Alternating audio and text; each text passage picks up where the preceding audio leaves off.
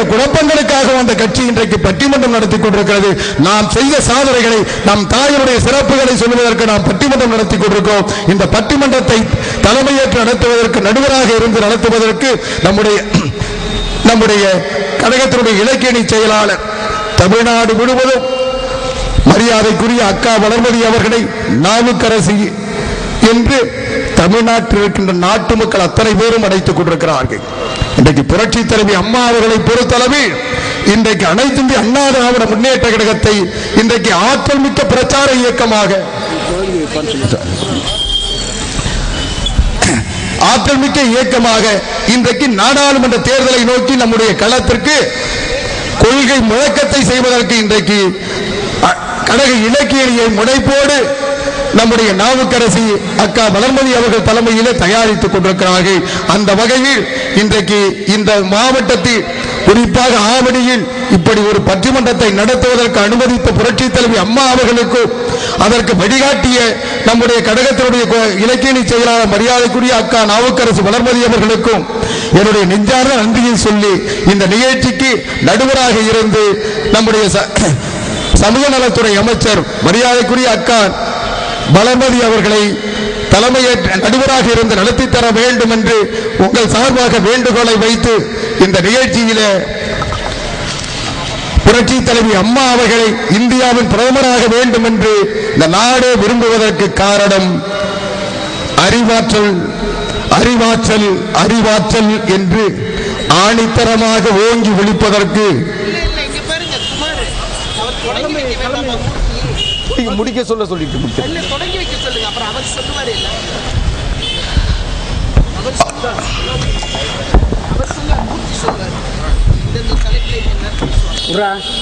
கழக நிரந்தர பொதுச் செயலாளர் மாண்புமிகு தமிழ்நாடு முதலமைச்சர் இதயம் டாக்டர் புரட்சி தலைவி அம்மா அவர்கள் இந்திய பிரதமராக வேண்டும் என்று நம் நாடே விரும்புவதற்கு காரணமாக இருப்பது புரட்சி தலைவி அம்மா அவர்களின் அறிவாற்றலா செயலாற்றலா என்கின்ற இந்த பட்டிமன்றத்தை மரியாதைக்குரிய மாவட்ட கழகத்தினுடைய ஆற்றல் மிக்க செயலாளர், தமிழ்நாடு பால்வளத்துறை அமைச்சர், நம்முடைய நெஞ்சம் நிறைந்த புரட்சி தலைவி அம்மா அவர்களின் எண்ணங்களை நிறைவேற்றுகின்ற தூய தொண்டனாக பணியாற்றிக் கொண்டிருக்கின்ற மரியாதைக்குரிய அண்ணன் மாதவரம் பி மூர்த்தி அவர்கள் இந்த பட்டிமன்றத்தை தொடங்கி வைத்து உரையாற்றுமாறு உங்கள் சார்பில் பணிவோடு கேட்டு விடைபெறுகின்றேன்.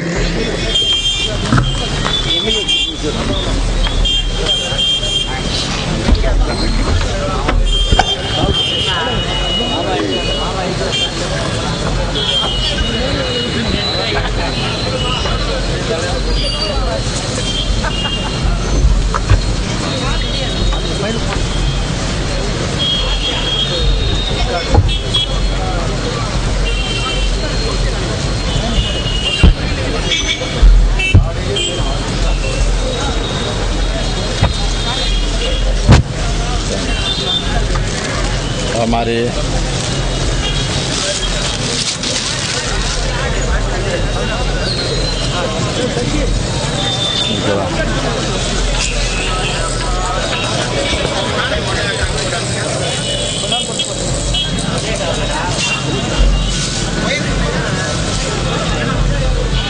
திருவள்ளூர் நகர இலக்கிய சார்பாக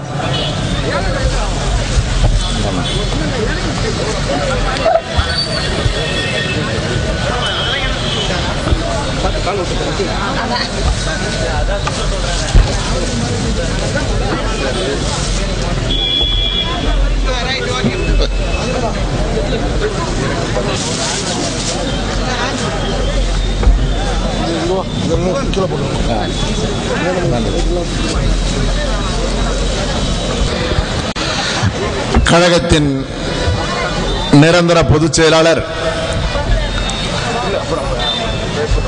தமிழ்நாடு முதல்வர் இதயம் டாக்டர் புரட்சி தலைவி அம்மா அவருடைய 65வது பிறந்த நாள் விழாவை முன்னிட்டு மாண்புமிகு தமிழக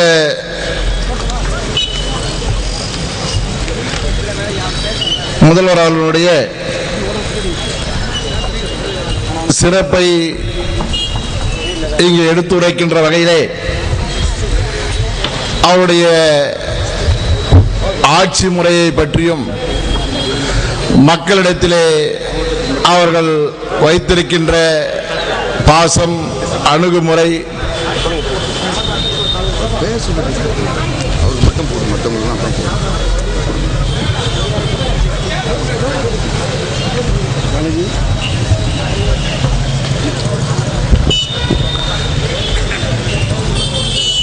மக்களிடையே வைத்திருக்கின்ற பாசத்தை எடுத்துரைக்கின்ற விதத்திலே கழக நிரந்தர பொதுச் செயலாளர் மாண்புமிகு அம்மா அவர்கள் இந்திய பிரதமராக வேண்டும் என்று நம் நாடு விரும்புவதற்கு காரணமாக இருப்பது மாண்புமிகு புரட்சித் தலைவி அம்மா அவர்களின் அறிவாற்றலா செயலாற்றலா என்ற இந்த சிறப்பு மிகுந்த, சீர் மிகுந்த, எழுச்சி மிகுந்த இந்த பட்டிமன்றத்திற்கு தலைமையேற்று நடத்தி கொண்டிருக்கின்ற திருவள்ளூர் தெற்கு மாவட்ட கழக இணைக்கேணி செயலாளர் மரியாதைக்குரிய அண்ணன் திரு ஆவடி குமார் அவர்களே, இந்த நிகழ்ச்சியிலே வரவேற்புரை நல்கி அமர்ந்திருக்கின்ற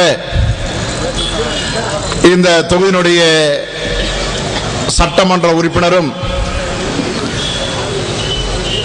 ஆற்றல் மிக்க தமிழ்நாடு வக்பு வாரிய உறுப்பினரும் தமிழ்நாடு வக்பு கமிட்டி உறுப்பினருமான மதிப்பிற்கும் மரியாதைக்குரிய அன்பு சகோதரர் எஸ் அப்துல் ரஹீம் அவர்களே, மற்றும் இந்த நிகழ்ச்சியிலே கலந்து கொண்டு சிறப்பித்துக் கொண்டிருக்கின்ற ஆவடி நகர கழகத்தினுடைய செயலாளர் அருமை சகோதரர் ஆர் சி தீனதயாளன் அவர்களே, இந்த சிறப்பு மிக்க பட்டிமன்றத்திலே கலந்து கொண்டு மாண்புமிகு அம்மா அவருடைய ஆட்சியினுடைய சிறப்பை இங்கே எடுத்துரைத்து அம்மா அவருடைய அறிவாற்றலை மற்றும் செயலாற்றலை இங்கே எடுத்துரைக்க வருகை தந்திருக்கின்ற இந்த பட்டிமன்றத்தினுடைய நடுவர், கழகத்தினுடைய இலக்கிய அணி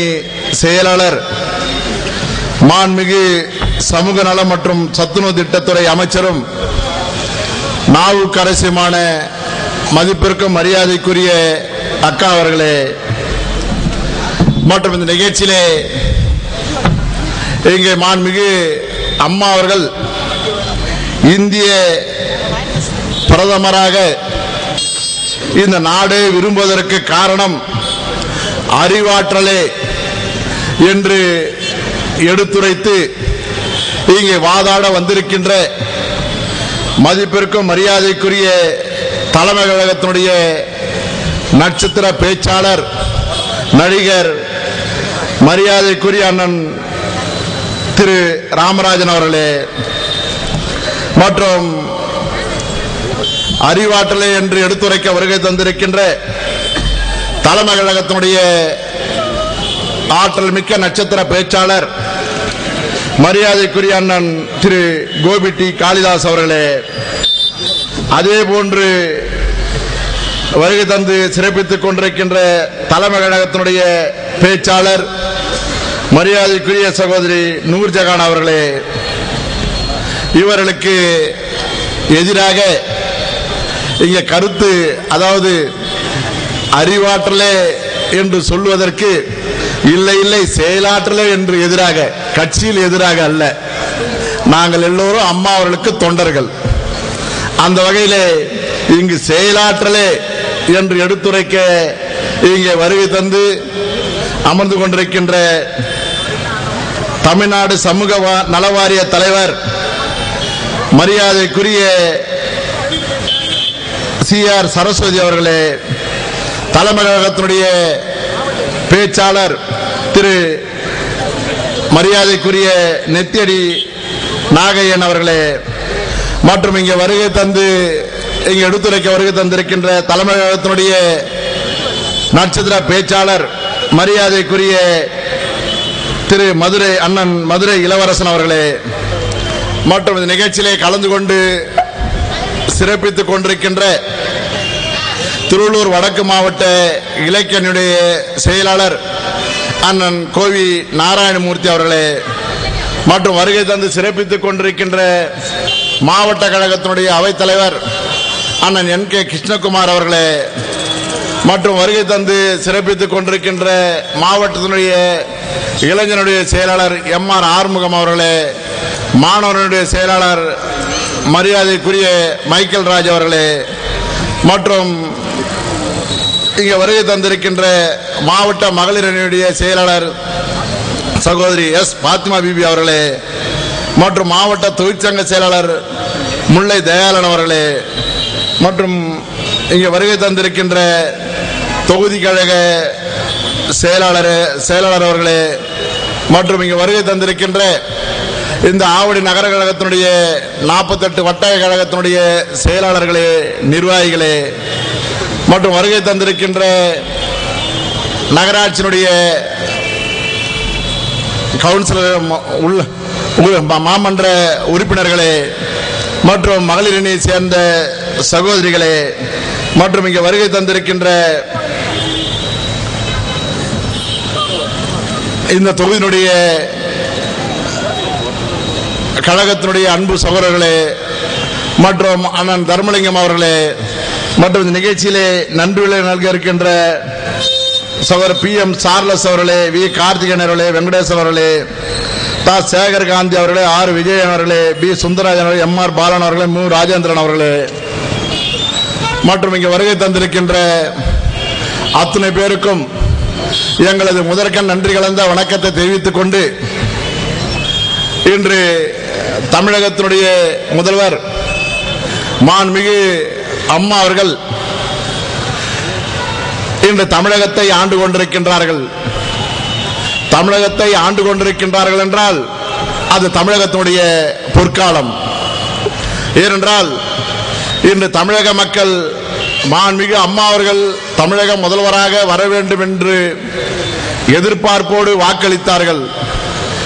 அவருடைய அந்த எதிர்பார்ப்பு வீணாகி கூடாது என்பதற்காக மாண்புமிகு அம்மா அவர்கள் சொல்லுகின்ற போதெல்லாம் மக்களால் நான் இன்று முதலமைச்சராக இந்த பதவி ஏற்றிருக்கின்றேன், அவர்களுக்கு சேவை மனப்பான்மையோடு தான் சேவை செய்வதற்காகத்தான் நான் இருந்து கொண்டிருக்கின்றேன் என்று அம்மா அவர்கள் மக்களிடத்தில் எடுத்து கூறியது அத்தனை பேருக்கும் தெரியும். மாண்புமிகு அம்மா அவர்கள் எப்படி சேவை செய்வதற்காக முதலமைச்சர் பதவி ஏற்றிருக்கிறேன் என்று சொன்னார்களோ, அதே போன்று இன்று தமிழக மக்களுடைய வளர்ச்சிக்காக இன்று தமிழகம் என்பது இந்தியாவிலேயே முதன்மை மாநிலமாக உருவாக வேண்டும் என்பதற்காக தன்னை அர்ப்பணித்து இருக்கின்ற 24 மணி நேரத்திலே 22 மணி நேரம் தூங்காது இன்று தமிழக மக்களுக்காக வளர்ச்சி திட்டங்களை உருவாக்கி கொடுத்துக் கொண்டிருக்கின்றார்கள். இன்று தமிழகத்தின் முதல்வராக மாண்புமிகு அம்மா அவர்கள் ஆட்சி பொறுப்பேற்று 20 மாத காலத்திலே இன்று தமிழகமானது வரலாறு காணாத வளர்ச்சி எட்டியிருக்கின்றது. இன்று தமிழக மக்கள் வளர்ச்சி பாதையிலே சென்று கொண்டிருக்கின்றார்கள். இன்று இந்தியாவே எதிர்பார்க்கக்கூடிய இந்திய பிரதமராக வர வேண்டும் என்பதற்காக இங்கு நாங்கள் பட்டிமன்றம் நடத்தி கொண்டிருக்கின்றோம். இந்த 20 மாத ஆட்சி காலத்தில் நாம் பார்ப்போமானால் மாண்புமிகு அம்மா அவர்கள் இந்த இந்திய நாட்டிலே இருக்கின்ற எந்த மாநிலமும் செய்யாத வளர்ச்சி திட்டங்களை மாண்புமிகு அம்மா அவர்கள் கொடுத்திருக்கின்றார்கள். இன்று இந்தியாவிலே முதன்மை மாநிலமாக தமிழகம் வர வேண்டும் என்றால் கல்வியிலே மாணவ மாணவிகள் தேர்ச்சி அடைய வேண்டும், உயர்கல்வி பெற வேண்டும் என்பதற்காக இங்கே 16,500 கோடி ரூபாயை கல்விக்காக கொடுத்து அவர்களுக்கு அந்த படிப்பதற்காக உபகரணங்கள் கொடுத்து லேப்டாப் போன்ற உபகரணங்கள் எல்லாம் கொடுக்கப்பட்டு இன்றைய கல்வியை முதன்மையாக அம்மா அவர்கள் மாணவர்களுக்கு கொடுத்துக் கொண்டிருக்கின்றார்கள்.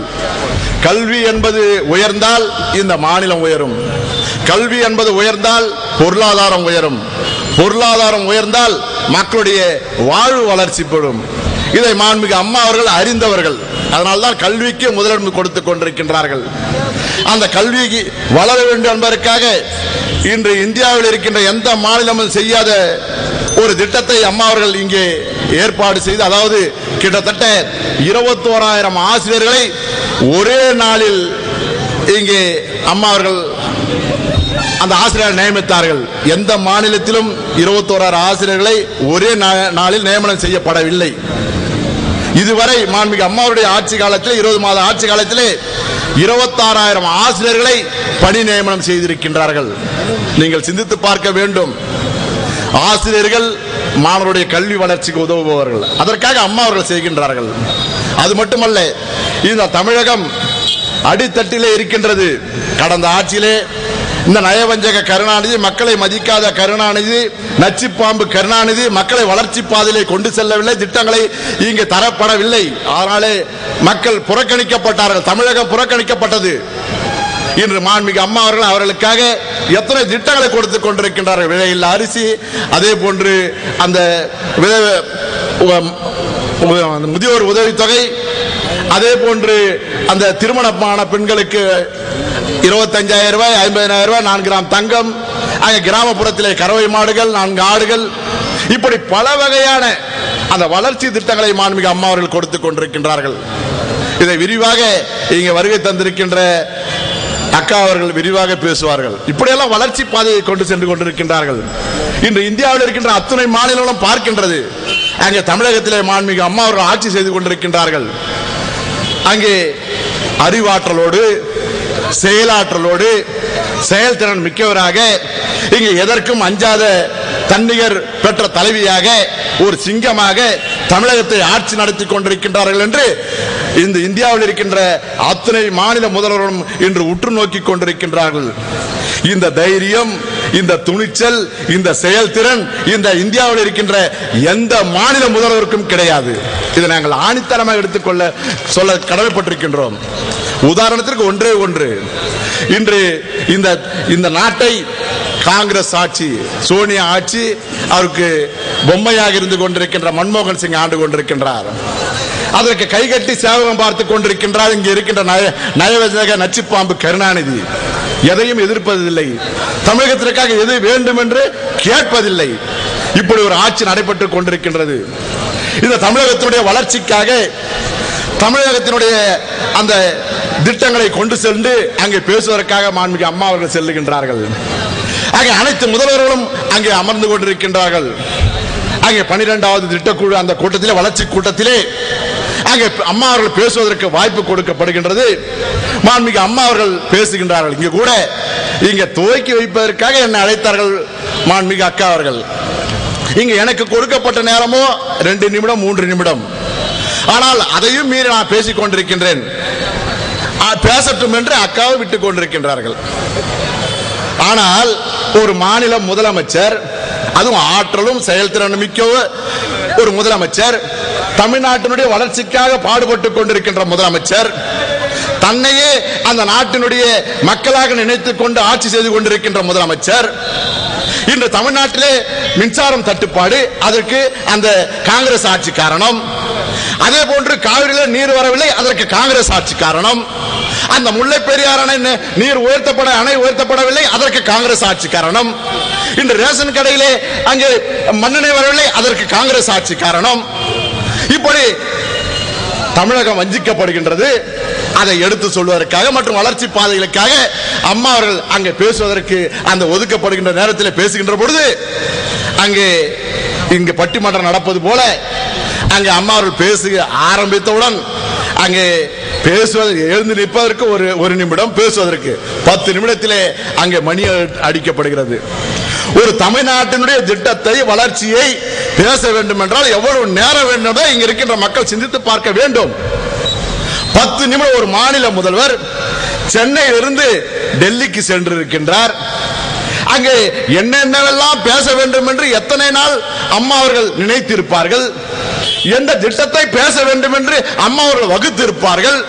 இந்த தமிழக மக்களுக்காக என்னென்ன வாங்கி வந்தால் இந்த தமிழகம் வளர்ச்சி அடையும் என்று அம்மா அவர்கள் நினைத்திருப்பார்கள். அத்தனையும் பேச வேண்டும் என்று எழுந்து நிற்கின்ற பொழுது 10 நிமிடத்திலே முடிக்க வேண்டும் என்று பெல் அடிக்கின்றார்கள். அப்பொழுது மாண்புமிகு அம்மா அவர்கள் துணிச்சலாக, தைரியமாக, தலை வணங்காத அம்மா அவர்கள், சிங்கநிகர் தலைவி அம்மா அவர்கள் உடனடியாக அந்த கூட்டத்தை புறக்கணித்து வெளியே சென்று விடுகின்றார்கள். எந்த முதலமைச்சரும் ஒரு மத்திய அரசை எதிர்த்து வெளியே வந்ததாக எதிர்த்ததாக சரித்திரமே இல்லை. ஆனால் அம்மா அவர்கள் வருகின்றார்கள். எதற்காக? தமிழக மக்களுக்காக, மக்களுக்காக பேச செல்லுகின்றார்கள், மக்களுடைய வளர்ச்சிக்காக பேச செல்லுகின்றார்கள். அப்படி புறக்கணிக்கின்ற பொழுது தமிழக மக்களை புறக்கணிக்கிறார்கள் என்று அம்மா அவர்கள் சொல்லி வெளியே வருகின்றார்கள். அப்பேற்பட்ட ஆற்றல் மிக்க தலைவி டாக்டர் புரட்சி தலைவி அம்மா அவர்கள். இன்று கூட நல்லாட்சி நடக்கின்றது, வளர்ச்சி அடைந்து கொண்டிருக்கின்றது தமிழகம். இன்று மாணவர்கள், விவசாயிகள், கூலி வேலை செய்பவர்கள், தொழிலாளர்கள், அங்கே வீட்டில் இருக்கின்ற அந்த சகோதரிகள் அத்தனை பேரும் வளர்ச்சி அடைகின்ற திட்டத்தை கொடுக்கின்றார்கள் என்றால் மாண்புமிகு அம்மா அவர்கள் அறிவாற்றல், செயலாற்றல். ஏனென்றால் அம்மா அவர்கள் மெத்த படித்தவர்கள், பல மொழியிலே பேசக்கூடியவர்கள். படித்தவர்களுக்குத்தான் அந்த அறிவாற்றல் வரும், செயலாற்றல் வரும். படிக்காத முட்டாள் கருணாநிதி போலவர்கள் வராது. அந்த தவுள் வாசிப்பவருக்கு, அந்த பிபி ஊதுவர்கள் அந்த அறிவாற்றல் வராது. கொள்ளையடிப்பது, நயவஞ்சக செயல் செய்வது, ஊழல் செய்வது, அதுதான் முடியுமே தவிர அங்க 150 ரூபாய் 200 ரூபாய்க்கு ஒரு மேல அடிக்கிற போய் ஒரு முதலமைச்சர் எப்படிங்க அறிவாற்றல் வரும்? மாண்புமிகு அம்மா